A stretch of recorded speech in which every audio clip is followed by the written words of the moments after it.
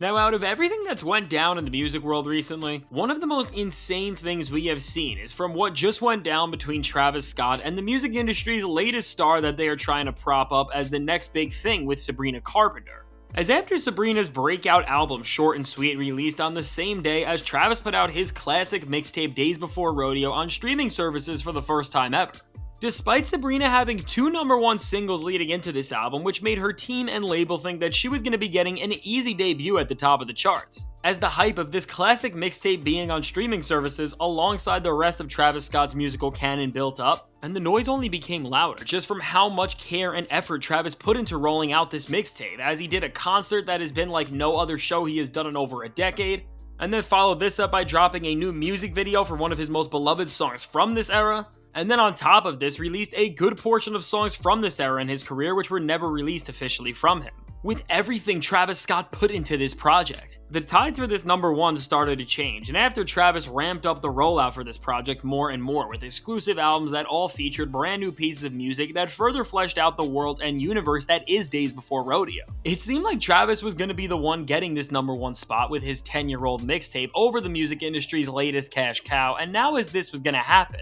and we knew that the pressure was high as Sabrina Carpenter began to have a mini meltdown on social media as she went on to shade Travis and allude to his beef with Nicki Minaj back from 2018, which was over the fact that Travis kept selling merchandise for his album Astroworld, and as a result, it ended up outselling Nicki's album Queen at the time. With this reaction and this rage, it really seemed like Travis Scott was going to be making music history, especially as it came out that he sold more digital copies of his project than even Taylor Swift did this year with her album The Tortured Poets Department. But now, just as all of this became a little too real for the music industry, and the reality of a 10-year-old Travis Scott mixtape overshadowing a pop artist who the industry has sunk millions and millions of dollars into to create another musical brand ambassador that they can profit off of started to materialize. Something very strange happened as after Travis Scott had multiple deluxe albums out that were all seeming to sell very well, as they all featured more bonus tracks or live and alternatively produced versions of the Days Before Rodeo project.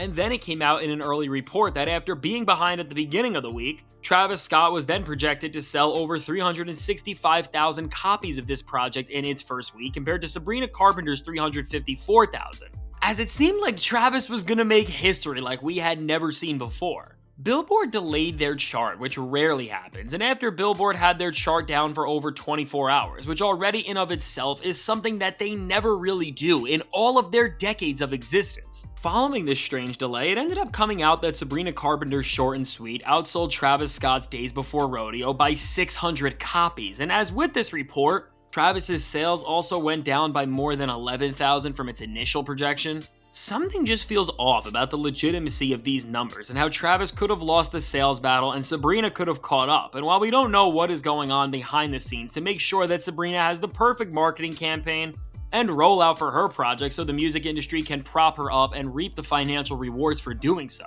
what is clear about this is that more than ever, the music industry hates Travis Scott, and when it comes to the artists in the industry today, he has one of the most complicated relationships with the people who try to manipulate everything behind the scenes just because of what he brings to the table. But now when we find out why this is, you're definitely going to be shocked and you will be questioning this industry more than ever. So now from the ground up, the reason why the music industry's relationship with Travis Scott is so complicated all comes back to one thing, which starts with just how popular he actually is. I mean, it's pretty much a fact at this point to say that Travis is not just one of the biggest rappers on the planet right now, but he is one of the very biggest artists in the entire world, with there only being less than a handful of names who you could even try to put over him. And as Travis can literally perform to crowds of over 80,000 people at this point and causes earthquakes because of just how loud his shows are,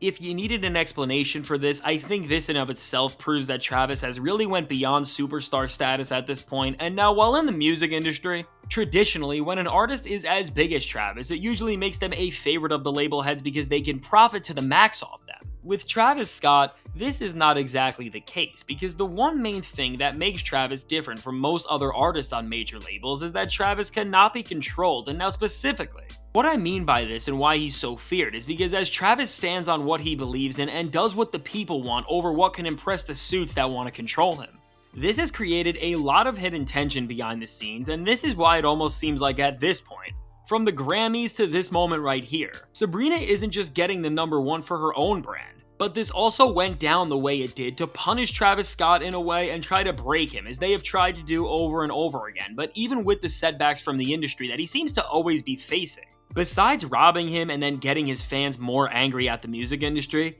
this really does nothing to stop Travis Scott. I mean, to go further into why the industry hates him, from actions like letting his fans turn up on stage alongside him to even being friends with controversial artists who are considered bad for business in the eyes of major labels like Kanye West. With so many of his actions that really only show that Travis likes to be his uncompromised self over anything else. The music industry perceives Travis as a risk because they can't force him to conform to the standards they want to hold everyone to, but at the same time, this is Travis's biggest gift as an artist because in an era of fraudulent creators, fakes, and just pure sellouts, Travis Scott stands as somebody who over everything is for the people, and this is why he has cultivated the massive fan base that he has today. I mean, from the infectious energy he gives off through his music and performances, which showcases a level of inspiration and enthusiasm that no other artist brings to their craft today, to the way he always goes out of his way to give fans the best experiences possible with everything he does. Whether that's by giving people a concert in Fortnite when there is no other way to see him perform, or it's by creating a film to roll out an album like Utopia or a documentary for Astroworld. Overall, because of the nourished relationship and close proximity that Travis keeps between the people and his art, which as a result opens up a path to understand his humanity,